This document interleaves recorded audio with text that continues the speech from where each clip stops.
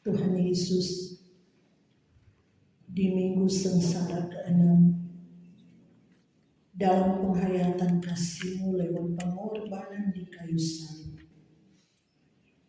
Perkatakanlah firman-Mu, kehendak-Mu dalam hidup kami, lewat kebenaran-Mu pada saat ini. Biarlah suara kebenaran akan berbicara. Kami dikuatkan, kami diteguhkan, dan kami mampu melakukan kehendak-Mu. Di dalam nama Yesus, firman yang menghidupkan, kami berdoa dan bermohon. Amin. Saudara-saudara yang dikasihi Tuhan, pembacaan Alkitab dalam Injil Matius pasal 27. Matius 27 ayat 27 sampai ayat 44. Matius 27 ayat 27 sampai 44 ada dua perikop. Yesus diolok-olokkan, Yesus disalibkan. Kemudian serdadu-serdadu wali negeri membawa Yesus ke gedung pengadilan, lalu memanggil seluruh pasukan berkumpul sekeliling Yesus. Mereka menanggalkan pakaiannya dan mengenakan jubah ungu kepadanya. Mereka menganyam sebuah mahkota duri dan menaruhnya di atas kepalanya, lalu memberikan dia sebatang bulu di tangan kanannya. Kemudian mereka berlutut di hadapannya dan mengolok-olokkan dia, katanya, "Salam hai Raja orang Yahudi." Mereka meludahinya dan mengambil bulu itu dan memukulkannya ke kepalanya. Sesudah mengolok-olokkan dia, mereka menanggalkan jubah itu daripadanya dan mengenakan pula pakaiannya kepadanya. Kemudian mereka membawa dia keluar untuk disalibkan. Ketika mereka berjalan keluar kota, mereka berjumpa dengan seorang dari Kirene yang bernama Simon. Orang itu mereka paksa untuk memikul salib Yesus. Maka sampailah mereka di suatu tempat yang bernama Golgota, artinya tempat tengkorak. Lalu mereka memberi dia minum anggur bercampur empedu. Setelah ia mengecamnya, ia tidak mau meminumnya. Sesudah menyalibkan dia, mereka membagi-bagi pakaiannya dengan membuang pundi. Lalu mereka duduk di situ menjaga dia. Dan di atas kepalanya terpasang tulisan yang menyebut alasan mengapa ia dihukum. Inilah Yesus, Raja orang Yahudi. Bersama dengan dia disalibkan dua orang penyambung, seorang di sebelah kanan dan seorang di sebelah kirinya. Orang-orang yang lewat di sana menghujat dia dan sambil menggelengkan kepala, mereka berkata, "Hai engkau yang mau merubuhkan bait suci dan mau membangunnya kembali dalam 3 hari, selamatkanlah dirimu jikalau engkau anak Allah, turunlah dari salib itu." Demikian juga imam-imam kepala bersama ahli-ahli Taurat dan tua-tua mengolok-olokkan dia, dan mereka berkata, "Orang lain ia selamatkan, tetapi dirinya sendiri tidak dapat ia selamatkan. Ia Raja Israel. Baiklah ia turun dari salib itu dan kami akan percaya kepadanya." Ia menaruh harapannya kepada Allah. Baiklah Allah menyelamatkan dia jikalau Allah berkenan kepadanya. Karena ia telah berkata, "Aku adalah anak Allah."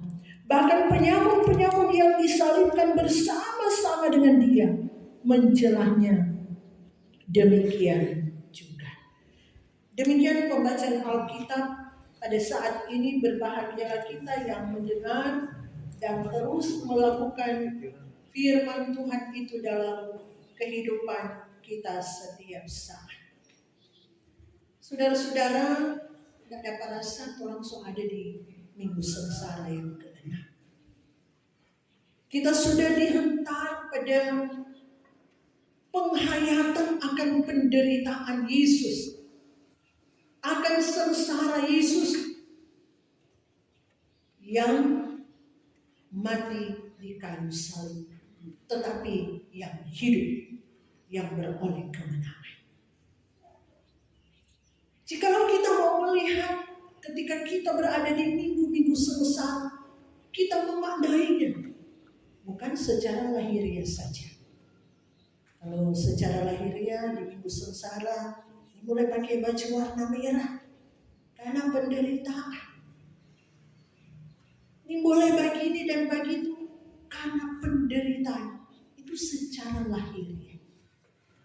Tetapi sesungguhnya menghayati sengsara Yesus adalah bagaimana kita ambil bagian dalam penderitaan Yesus. Perenungan-perenungan dari minggu sengsara pertama sampai minggu sengsara kelima.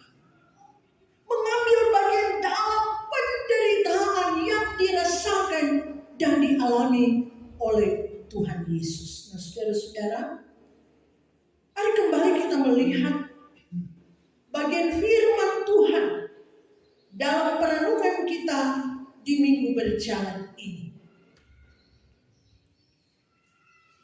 Apa yang sudah kita baca lewat perenungan kita di hari ini dalam pembacaan Alkitab adalah firman Tuhan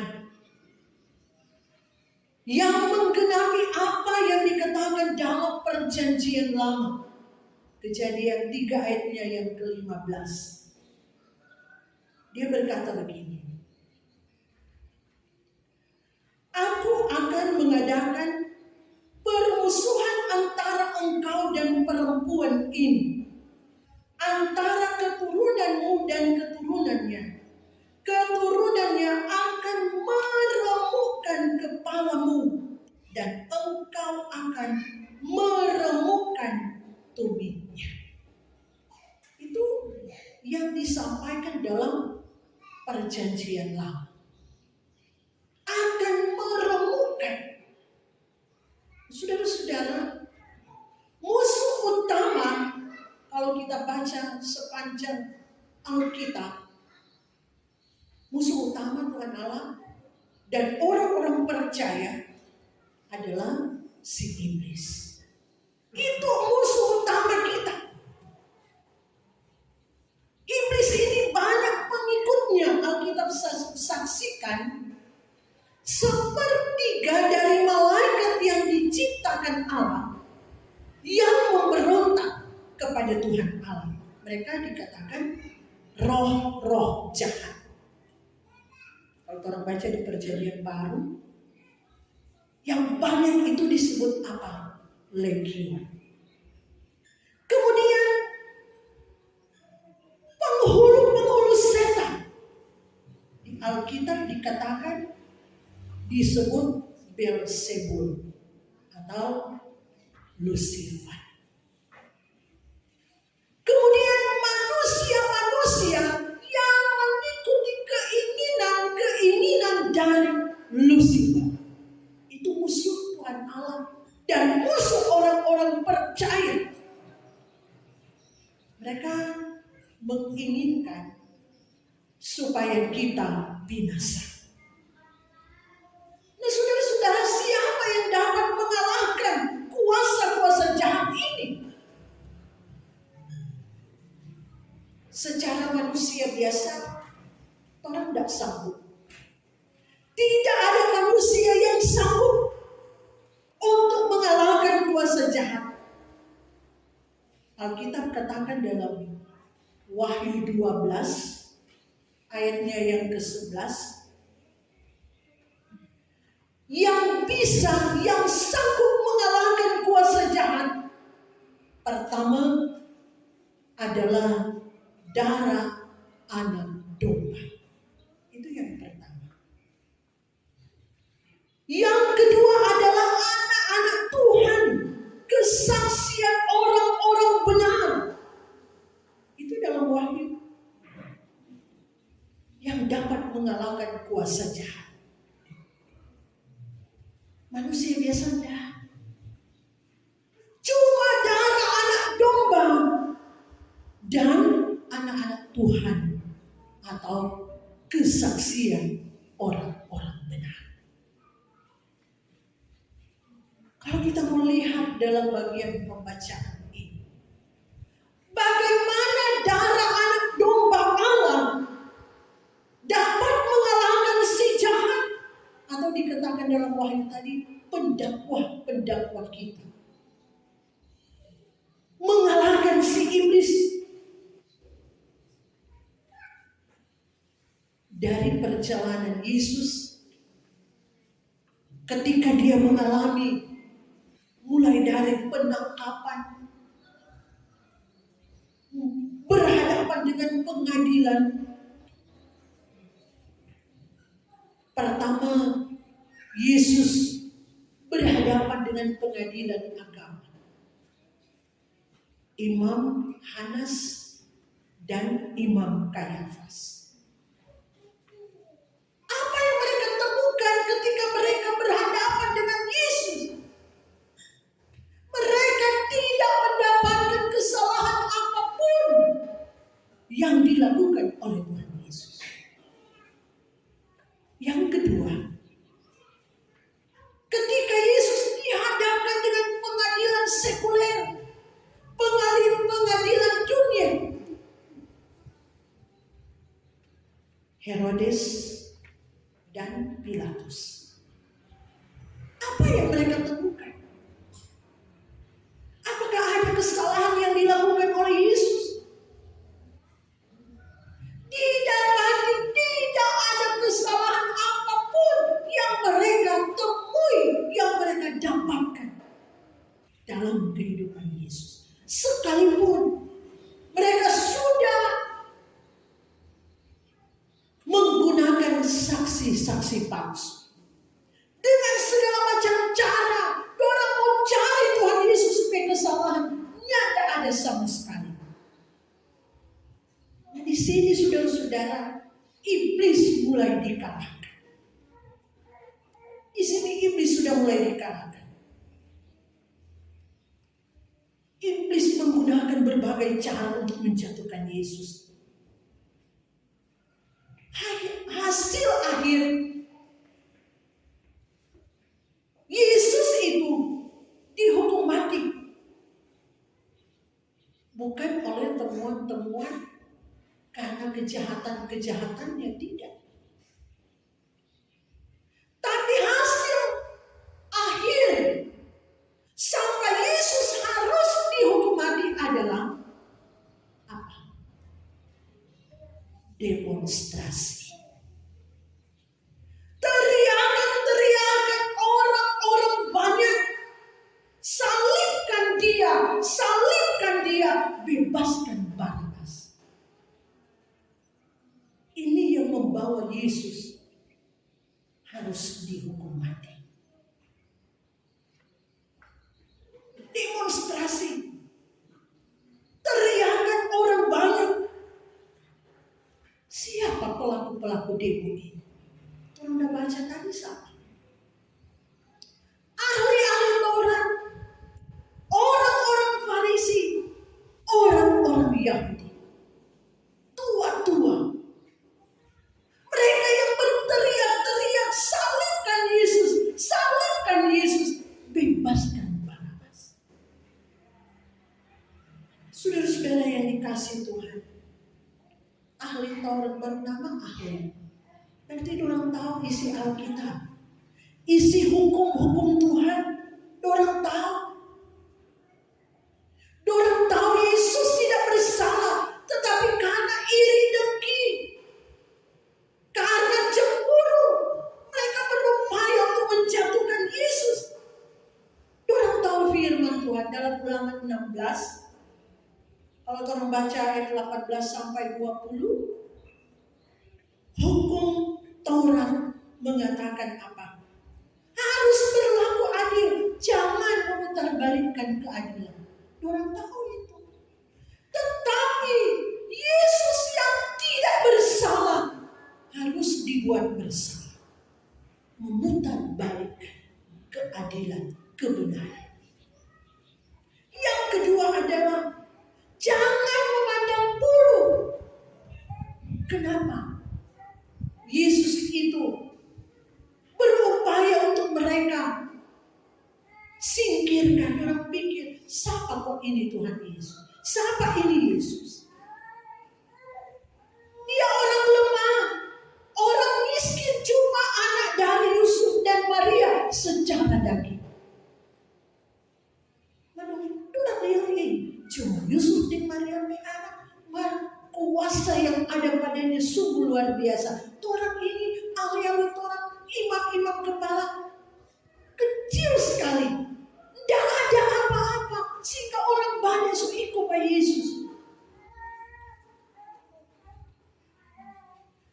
Mereka memandang bulu. Kemudian dikatakan hukum Taurat, jangan melakukan suap. Mereka lakukan suap. Yudas cuma dengan 30 keping perak jual Tuhan Yesus. Yudas kan kenal Tuhan Yesus, orang yang selalu dekat dengan Tuhan Yesus. Orang tahu bahwa Yesus yang tak bikin semua itu, yang tak bikin kesalahan, dan ada kejahatan yang dilakukan oleh Yesus. Tetapi mereka berupaya untuk menjatuhkan dia. Perlakuan terhadap Tuhan Yesus tidak manusiawi lagi. Orang bikin sama dengan hewan, sama dengan binatang. Bayangkan, orang baca tadi di ayatnya yang ke-28 sampai ayat 31. Yesus harus mengalami penderitaan yang berat. Orang bukakan baju. Orang kasih pakai baju jubah warna ungu, yang sebenarnya ini jubah warna ungu adalah jubah kebesaran.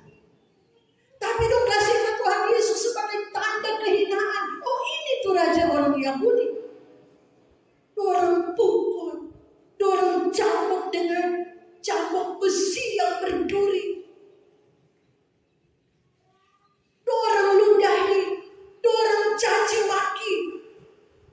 Bahkan di sini dikatakan, orang kasih mahkota duri. Kalau raja-raja pakai mahkota emas, Tuhan Yesus dong kasih mahkota duri, lambang kehinaan. Ini raja orang Yahudi.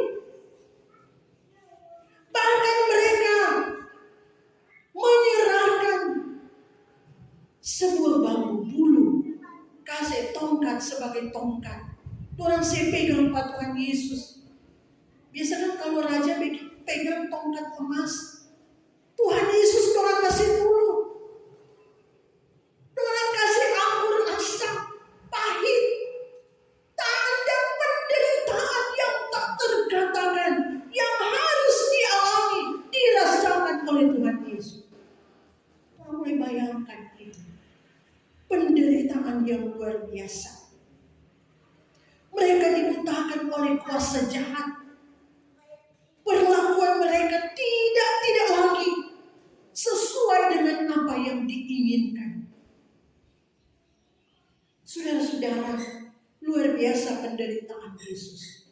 Kalau orang baca yang dalam Filipi pasal 2, ini Paulus katakan, Filipi pasal 2 ayat 8 dan 9, dalam keadaan sebagai manusia, Yesus harus mengalami penderitaan yang hebat. Dalam Filipi pasal 2.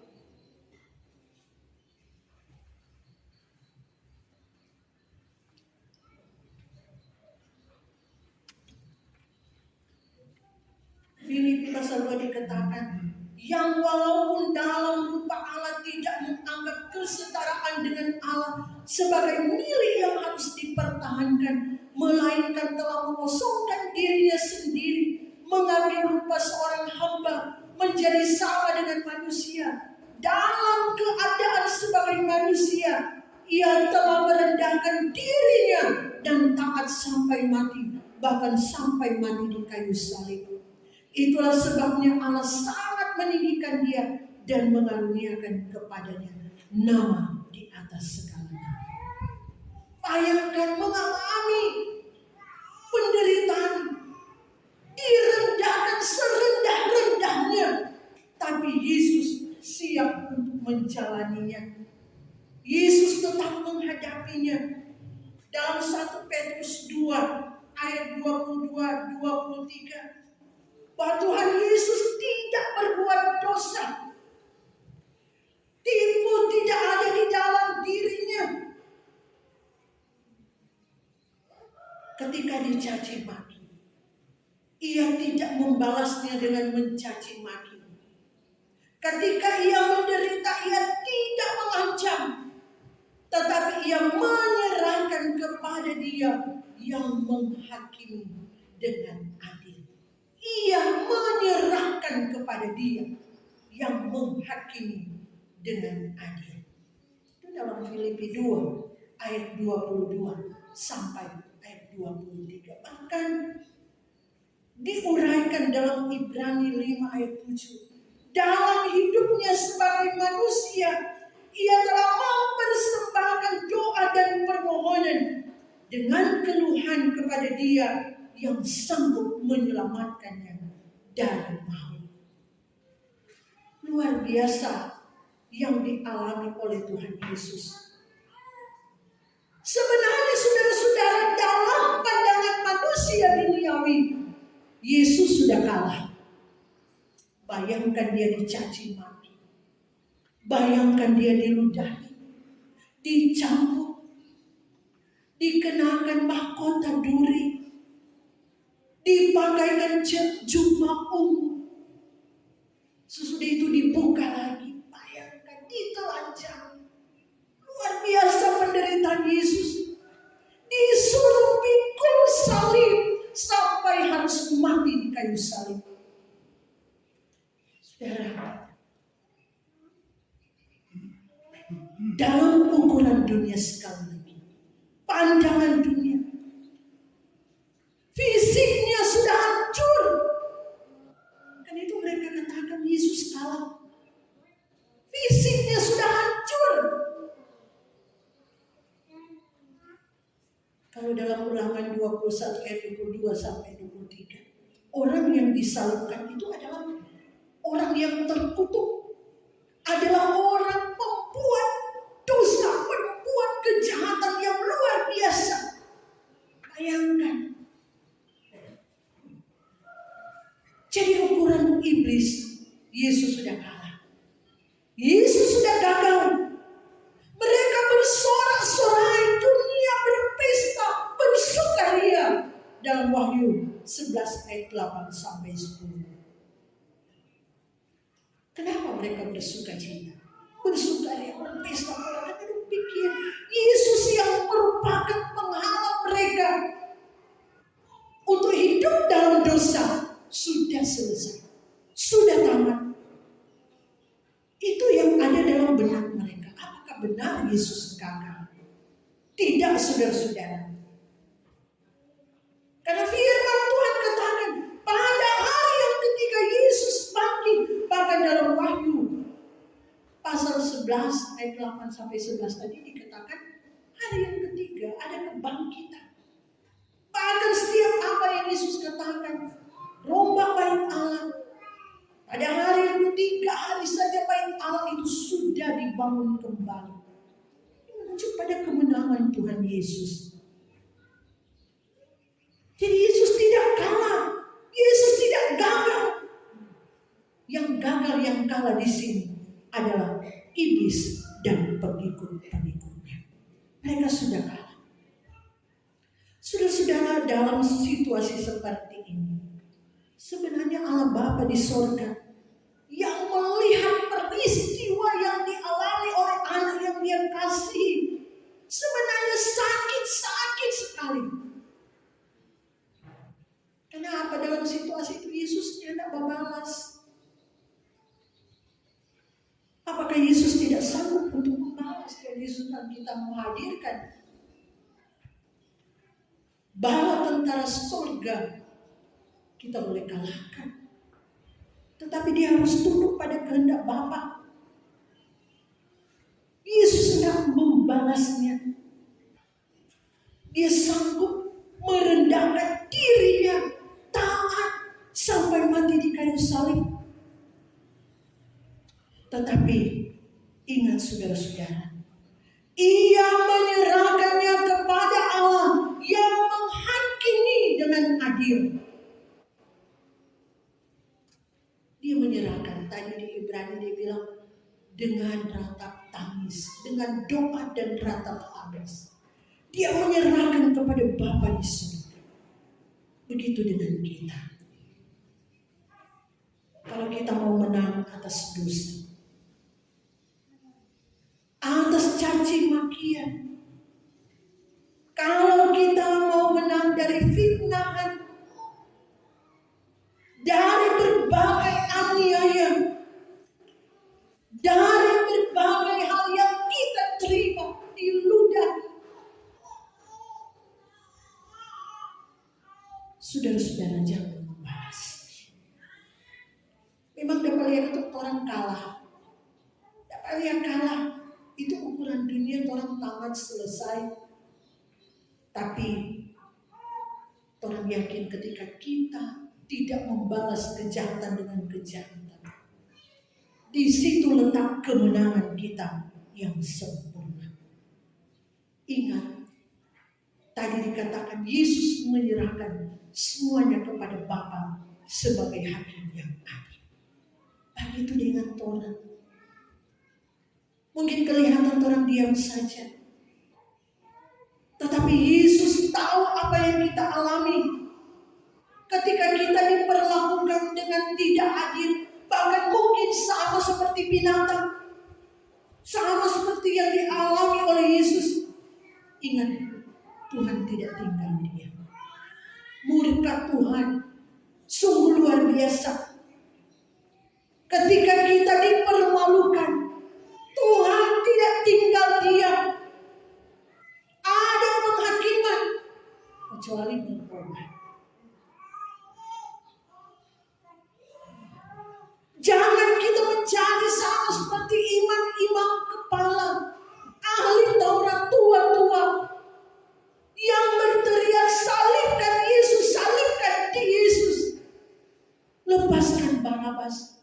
Jangan ada pengkhianatan di antara kita. Jangan menjual Tuhan Yesus karena keinginan duniawi kita.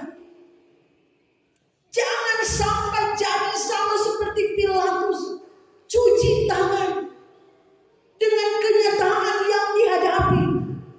Ingat sekali lagi, murka Tuhan. Israel yang tidak tunggu lama, mereka dihancurkan. Kita ingatnya tidak lama, zaman Hitler ada sekitar 6 juta orang Yahudi disembelih. Belum lagi berhadapan dengan pengadilan kekal, surga atau neraka. Orang tinggal pilih, ikut dunia ini, ikut Lucifer, kuasa jahat, atau mau ikut Tuhan Yesus. Jangan tunda menyangka. Ikut Tuhan Yesus, meskipun saya susah. Biar susah, menderita dalam dunia, kita ikut kebenaran agar kita dapat kalahkan Lucifer, kita dapat kalahkan kejahatan, kita dapat kalahkan keinginan mata keangkuhan hidup. Kita dapat kalahkan. Mari kita berjuang bersama-sama. Makanya orang harus taat dan setia. Gereja ini dibentuk mengajak supaya orang jemaat ikut Tuhan Yesus. Kita menang. Saudara-saudara, karena itu hidup bersama dengan Tuhan Yesus, sekalipun salib, akan membawa semakin dewasa dalam iman, dewasa rohani, kita akan sanggup memikul penderitaan dunia ini sampai kita menang. Ikut teladan Yesus. Ikut teladan Yesus supaya terang tidak kalah. Iblis tidak bisa kalahkan kita. Kalau cara-cara dunia masih ada dalam hidup kita, orang berupaya singkirkan dari hidup kita. Jadi perenungan kita di minggu-minggu sengsara ini, agar supaya orang lebih kuat, lebih taat, lebih setia ikut Tuhan Yesus. Lebih kuat apapun pergumulan, apapun tantangan, ujian yang orang hadapi, lebih kuat ikut Tuhan Yesus.